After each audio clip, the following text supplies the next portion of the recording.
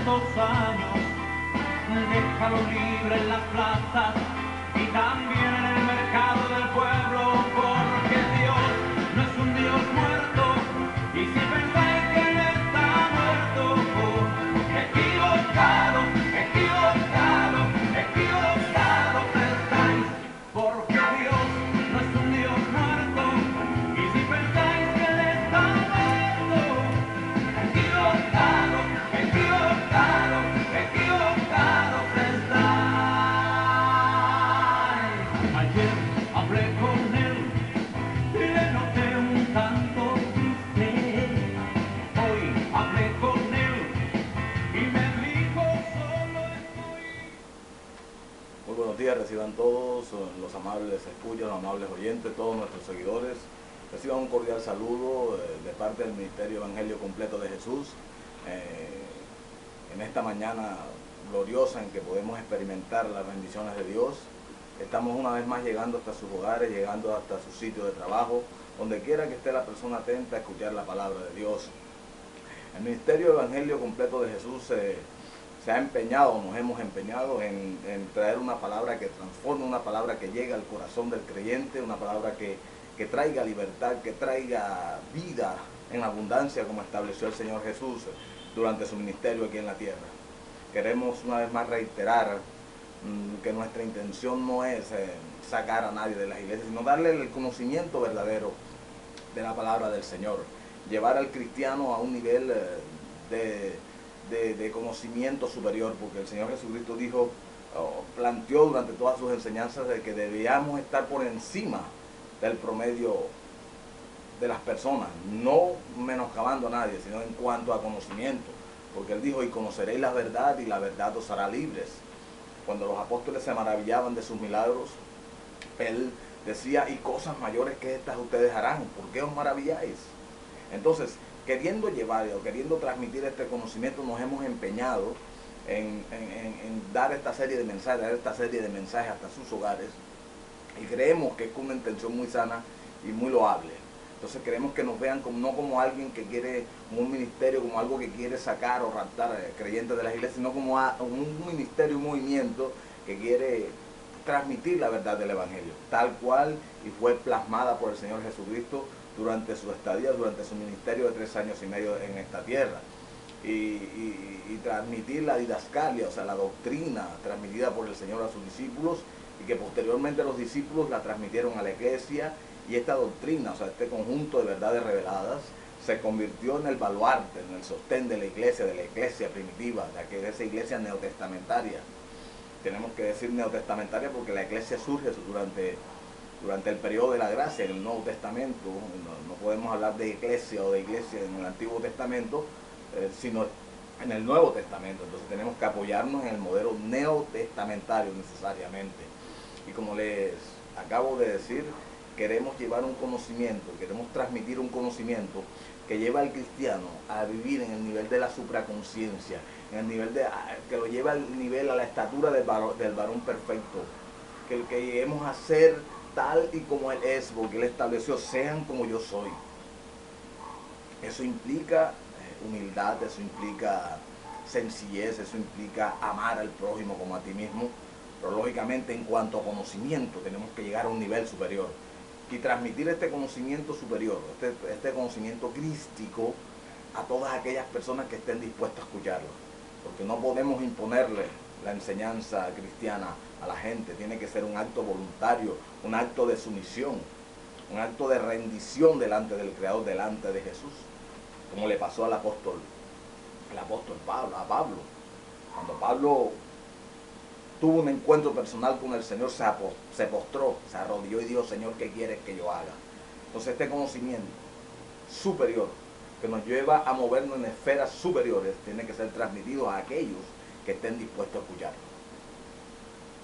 Y sin más preámbulo, vamos a remitirnos hoy a escudriñar un pasaje bastante particular, un pasaje muy diciente, en lo concerniente a lo que es el viejo pensamiento y el nuevo pensamiento, porque como movimiento cristiano estamos queriendo trascender, estamos queriendo trascender por encima de las restricciones de la religiosidad. Porque es que la religiosidad y la religión ha hecho mucho daño al hombre. Entonces nosotros estamos queriendo ir por encima de las restricciones de la religiosidad y llegar al conocimiento pleno de Cristo Jesús. Esa es nuestra intención, ese es nuestro empeño, esa es nuestra preocupación, porque tristemente tenemos que decir que el Evangelio ha llegado a una degradación tal que ya no sabemos ni qué es lo que se está predicando. Entonces, empeñados en esto, queremos llegar a ese conocimiento, y vuelvo y hago el énfasis porque la misma Biblia nos dice de que el pueblo perece por falta de conocimiento y del conocimiento adecuado. Porque la religiosidad, los religiosos nos han transmitido un conocimiento, o sea, una base que restringe, que no te suelta todo, que te mete en una camisa de fuerza. Entonces nosotros queremos liberarnos porque dice la palabra, estableció el Señor Jesús que conoceréis la verdad y la verdad os hará libres. Y a través del conocimiento de la palabra de Dios, tal cual como Él la transmitió, podemos llegar y alcanzar esa libertad que tanto deseamos. Entonces, sin más preámbulo, vamos a remitirnos a la palabra de Dios, porque todo mensaje, entre otras cosas, tiene que ser cristocéntrico, totalmente basado en lo que está establecido en la palabra de Dios. Si usted escucha un mensaje que no esté basado en la palabra del Señor, deséchelo, porque el mensaje del Evangelio no puede estar basado en vivencias personales. Las vivencias son un testimonio de lo que Dios ha hecho a través de su palabra y a través de su presencia en nosotros. Sin más preámbulo, vamos a remitirnos al capítulo 9 del Evangelio según San Juan, donde Jesús sana a un ciego de nacimiento. Le damos gracias a Dios por la tecnología que nos permite todas estas cosas. Ahora podemos acceder a la Biblia, todo lo que queramos a través de aparatos como estos, de la tablet, de los iPods y todas cosas como esas. Inventos que han sido para beneficio de la humanidad, pero que tristemente muchos la cogen para otras cosas que no valen la pena. Nosotros las estamos utilizando bien, gloria a Dios. Dice la poderosa palabra de Dios que al pasar Jesús vio a un hombre ciego de nacimiento y le preguntaron sus discípulos diciendo: Rabí, ¿quién pecó? Ojo, ¿quién pecó, este o sus padres, para que haya nacido ciego? Aquí los discípulos hacían un cuestionamiento, le estaban preguntando a Jesús de acuerdo a la enseñanza que habían recibido por la clase religiosa judía. Para los judíos, para los fariseos, la clase religiosa de la época, el que un hombre naciese con un defecto físico de nacimiento era sinónimo de pecado, de que sus padres, de que dentro de su árbol genealógico había pecado. E inclusive, de repente, que el mismo individuo hubiese incurrido en algún pecado. Y aquí los apóstoles le preguntan al Señor Jesús: ¿quién pecó, este o sus padres, para que haya nacido ciego? Desde el punto de vista judío, ellos le preguntan al Señor. Y el Señor Jesús responde sabiamente: no es que pecó este ni sus padres, sino para que las obras de Dios se manifiesten en él. Qué maravillosa respuesta cuando el Señor Jesús puede derribar un argumento establecido por la religiosidad de la época, por la religión de la época, y decirle: no es que pecó este o sus padres, este está así para que las obras de Dios se manifiesten en él. Maravillosa la respuesta del Señor Jesús. Quiero hacer un pare y apoyarme en un testimonio personal para apoyar esta palabra. Recuerdo que cuando mi tercer hijo, Emanuel, nació, él nació con una hipertrofia crónica de adenoides. Esto lo conllevaba a tener muchos padecimientos, se enfermaba con mucha frecuencia, el agua, lluvia y cosas como esa le hacían mucho daño. Y bueno, en la iglesia donde yo pertenecía, los líderes, los pastores, estaban orando por la sanidad del niño, y estaban todos en cadena de oración, apoyándonos. Nosotros éramos líderes, yo era evangelista de la iglesia donde pertenecíamos, y bueno, y todos estaban orando, pero el niño seguía enfermo. Y ya después como muchos hermanos quieren la sanidad inmediata, y al verse frustrados en ese sentido, comenzaron entonces ya a cuestionarnos y a asumir la misma actitud de pronto de los apóstoles aquí con el Señor Jesús con respecto al ciego. Y entonces comenzaron a decirme: hermano, ya hemos orado, ya hemos clamado y el niño sigue enfermo, ya la cuestión es de ustedes. Tienen ustedes que examinarse como pareja, como familia, para ver qué es lo que pasa, porque ya es para que Dios hubiese sanado al niño. Imagínense, nos estaban poniendo en tela de juicio nuestra integridad como cristianos, porque presuntamente debía haber un pecado oculto en nosotros y eso impedía de que la sanidad operara en nuestro hijo. Increíble. Eso fue de mucha frustración para nosotros, fue de mucha tristeza más que todo. Ver cómo hermanos en la fe tergiversan lo que es la sanidad divina, porque es que no es en el tiempo de Dios, no es en el tiempo, perdón, de los hombres, no es en el tiempo que nosotros clamamos cuando Dios determina, es en el tiempo de Dios. Dios es quien determina en qué momento tiene que venir la sanidad, en qué momento tiene que operar el milagro en nuestras vidas. Y por eso el Señor Jesucristo les decía, no es que pecó entre sus padres, sino para que las obras de Dios se manifiesten en él. Les cuento algo para finalizar mi testimonio. El niño sanó. No en el tiempo que pretendían los hermanos que estaban orando con nosotros. Sanó en el tiempo de Dios. Maravilloso es el Señor. Y entonces el Señor Jesús sigue diciendo, dice, me es necesario hacer las obras del que me envió, entre tanto que dura la noche. Entre tanto que dura, la noche viene. Entre tanto que el día dura, perdón, la noche viene cuando nadie puede trabajar. Entre tanto que estoy en el mundo, luz soy del mundo. Dicho esto, escupió en tierra e hizo lodo con la saliva y untó con el lodo los ojos del ciego. Y le dijo, ve a lavarte en el estanque de Siloé, que traducido es enviado. Fue entonces y se lavó el ciego y regresó viendo. Entonces los vecinos y los que antes le habían visto que era ciego decían, unos decían, él es, y otros, a él se parece, y él decía, yo soy. Increíble. Y le dijeron, ¿cómo te fueron abiertos los ojos? Respondió él, dijo, aquel hombre que se llama Jesús hizo lodo, me untó los ojos y me dijo, ve al Siloé y lávate, y fui y me lavé y recibí la vista. Entonces le dijeron, ¿dónde está él? Él dijo, no sé. Él no sabía dónde había ido Jesús. Llevaron entonces los judíos ante los fariseos, la clase religiosa de la época, al que había sido ciego. Y era día de reposo cuando Jesús había hecho el lodo y le había abierto los ojos al ciego. Y volvieron pues a preguntarle también los fariseos cómo había recibido la vista. Y él les dijo, me puso lodo sobre los ojos y me lavé y veo. Entonces algunos de los fariseos decían, ese hombre no procede de Dios, porque no guarda el día de reposo. Y otros decían, ¿cómo puede un hombre pecador hacer estas señales? Y había disensión entre ellos. Hagamos un pare aquí.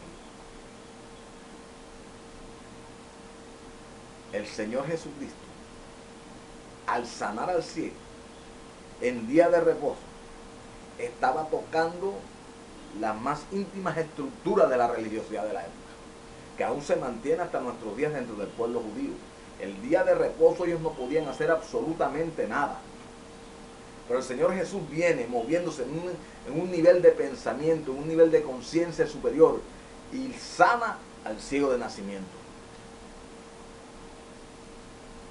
Porque es que, dicho sea de paso, y eso se ve hoy día en nuestros días, se ve hoy dentro de nuestros días, de que todo aquello que no encaja dentro de un esquema religioso simple y llanamente es desechado y considerado pecador. Tú tienes que actuar de esta forma, tienes que vestir de esta forma, tienes que hablar de esta forma para poder encajar dentro de un estereotipo preparado por la clase religiosa de la época o de este momento también. Todo aquel que no encaje dentro de ese esquema, dentro de eso que ellos mismos han preestablecido, es desechado. Yo les confieso algo. Yo siempre me he caracterizado por ser una persona que hable de frente y que le llama las cosas al pan pan y al vino vino. Eso me ha traído muchos problemas. Inclusive me trajo muchos problemas dentro de la iglesia donde yo pertenecía, porque simple y llanamente todo aquel individuo dentro de la iglesia que no tiene un espíritu, que tenga un espíritu crítico, que es capaz de cuestionar algunas cosas que suceden dentro de la iglesia, es visto mal, lo toman a mal, porque es que, oiga, le está tocando, le está metiendo el dedo en la llaga, le está poniendo el dedo en la llaga, les está dañando el caminado, porque es que ellos no necesitan a alguien que tenga espíritu crítico. Los líderes religiosos de antes y de hoy no necesitan a nadie que los cuestione. Ellos necesitan, me perdonan la expresión, creyentes tipo caballo cochero, usando una expresión muy popular, que simple y llanamente caminen para donde ellos les indiquen. Y todo aquel creyente que se atreva a preguntarle el porqué de las cosas es estigmatizado y es segregado y es prácticamente expulsado de la congregación. Fíjese que entonces entre ellos decían, este hombre es pecador porque sanó en día sábado. Y entonces entre ellos hubo disensión, habían opiniones encontradas de cuál era la procedencia de este individuo llamado Jesús. Es que aquellos que hemos llegado a ese nivel del Señor Jesucristo, vamos a ser criticados, vamos a ser objeto de polémica. Todo lo que digamos puede ser usado en nuestra contra. Yo recuerdo que un hermano, por esa serie de opiniones encontradas que se suscitaban en mi contra dentro de la congregación, y ya yo después de yo haber salido de la iglesia donde yo pertenecía, vino hasta mi casa. Me dijo, hermano, según dicen en la iglesia, usted debe ser la persona que está en la maldición más grande. Pero en mí hay un choque interno. Y yo le dije, pero ¿cuál es el choque, hermano? Y me dice, hermano, porque es que yo veo que usted Dios lo respalda. Yo veo que a usted Dios le da todas sus cosas. Yo veo que sus hijos van para adelante, que usted va para adelante. Yo vengo a su casa y veo prosperidad. Yo lo veo a usted y veo prosperidad. Entonces hay un choque interno. Ellos dicen que usted es un rebelde, pero por otro lado yo veo que Dios lo respalda. Y yo le dije, te voy a contestar una palabra. La palabra dice, por sus frutos los conoceréis. Por sus frutos los conoceréis. Mira mis frutos y mira los de ellos. Y por ahí saca la conclusión. Y te voy a también a dar una palabra, o a repetir, a usar una palabra que usó el gran Martín Lutero, el gran reformador. Él dijo, cuando se enfrentaba a los cardenales de la época, que lo asediaban y lo atacaban, él decía, o dijo, sabiamente dijo, que me convenzan mediante las escrituras o mediante un razonamiento evidente. La escritura es el máximo rector en cuestiones doctrinales. Cuando usted tenga una duda, vea que algo no le suena, remítase a la palabra del Señor. Remítase a la palabra, y la palabra es la que le va a mostrar. Por eso Lutero decía que me convenzan mediante las escrituras o mediante un razonamiento evidente. La evidencia dice de que yo soy un bendecido, hermano. Entonces, y las escrituras dicen de que yo hago la voluntad del Padre. Yo me apoyo en las escrituras. Entonces ese hombre se fue con cierta tranquilidad, que creo yo. Y bueno, y espero en Dios de que le esté yendo muy bien. Sigamos con la palabra del Señor, simplemente en un apoyo, un testimonio para apoyar lo que estamos disertando, ¿no? A través de la palabra. Y entonces volvieron a decirle al ciego, ¿qué dices tú del que te ha abierto los ojos? Y él dijo, que es profeta. Pero los judíos no creían que él había sido ciego y que había recibido la vista, hasta que llamaron a los padres. Oiga, estaban buscando el apoyo más para derrocar el milagro que había hecho el Señor Jesús en sus vidas, o en la vida del ciego, más bien, perdón. Y fueron hasta donde los padres y le preguntaron, ¿es este vuestro hijo, al que vosotros, el que vosotros decís que nació ciego? El que vosotros decís que nació ciego. Era para menoscabar, era para tener en poco lo que Dios, era para derrocar lo que Dios, lo que Jesús había hecho. El que ustedes decís que nació ciego, ¿cómo pues es que ve ahora este? Y sus padres respondieron y les dijeron, sabemos que este es nuestro hijo, y que nació ciego. Pero cómo vea ahora, no lo sabemos. O quién le haya abierto los ojos, nosotros tampoco sabemos. Edad tiene, pregúntenle a él, él hablará por sí mismo. Aquí hay dos cosas bien particulares. Uno, primero, entre más crece la injusticia de los hombres, mayores o más evidentes se hacen los prodigios de Dios. Porque estos hombres, los fariseos, entre más cuestionaban, entre más investigaban, entre más escudriñaban o trataban de buscarle la quinta pata al gato, más evidente se hacía el milagro que Jesús había hecho. Cuando la injusticia de los hombres crece, mayores o más evidentes se hacen los prodigios de Dios. Ellos al investigar lo que hacían era hacer más evidente lo que Jesús había hecho en la vida del ciego, y no se daban cuenta. Su ignorancia, su ceguera espiritual no se daban cuenta de lo que estaban haciendo.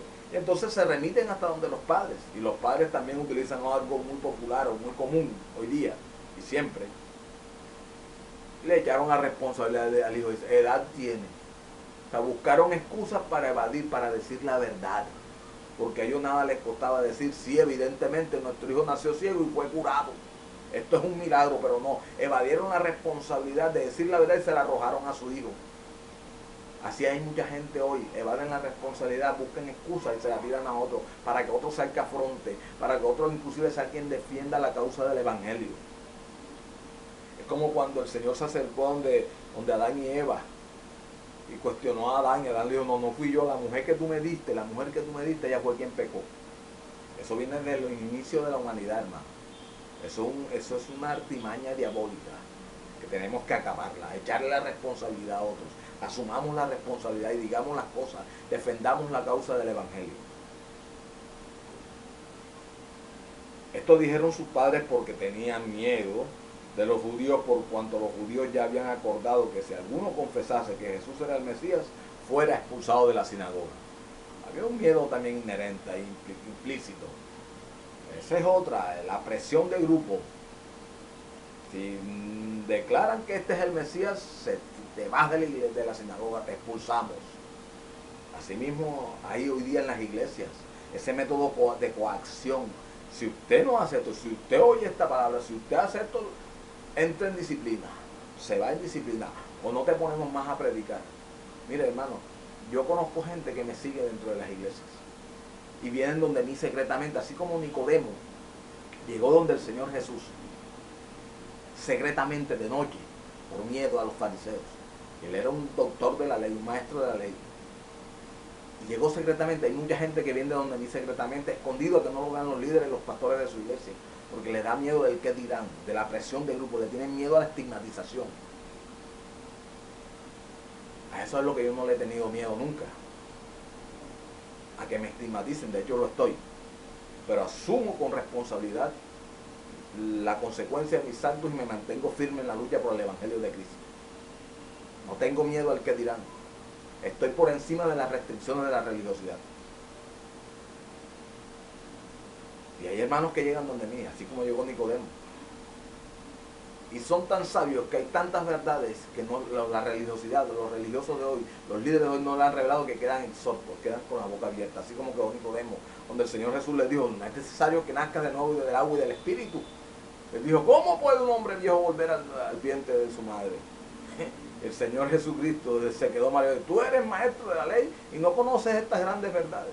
Si te digo las cosas terrenales y no las entiendes, ¿cómo entenderé si te dijera las cosas de arriba, las celestiales? El miedo es el que tiene coartado a mucha gente en las iglesias, y ese miedo es el que queremos derribar, no raptando creyentes, transmitiendo la verdad del evangelio a través de la palabra de Jesús. Sigamos con la palabra. Por eso dijeron sus padres, edad tiene, preguntarle a él. Entonces volvieron a llamar al hombre, seguían cuestionando el milagro de Jesús, al hombre que había sido ciego, y le dijeron, da gloria a Dios, nosotros sabemos que ese hombre es pecador. Entonces él respondió y dijo, si es pecador, no lo sé. Una cosa sé, que habiendo yo sido ciego, ahora veo. Le volvieron a decir, ¿qué te hizo? ¿Cómo te abrió los ojos? Volvían a cuestionar, haciendo más evidente todavía el milagro de Jesús. Y él les respondió, ya os lo he dicho y no habéis querido oír. ¿Por qué lo queréis oír otra vez? ¿Queréis también vosotros haceros sus discípulos? Y le injuriaron entonces y dijeron, tú eres su discípulo, pero nosotros discípulos de Moisés somos.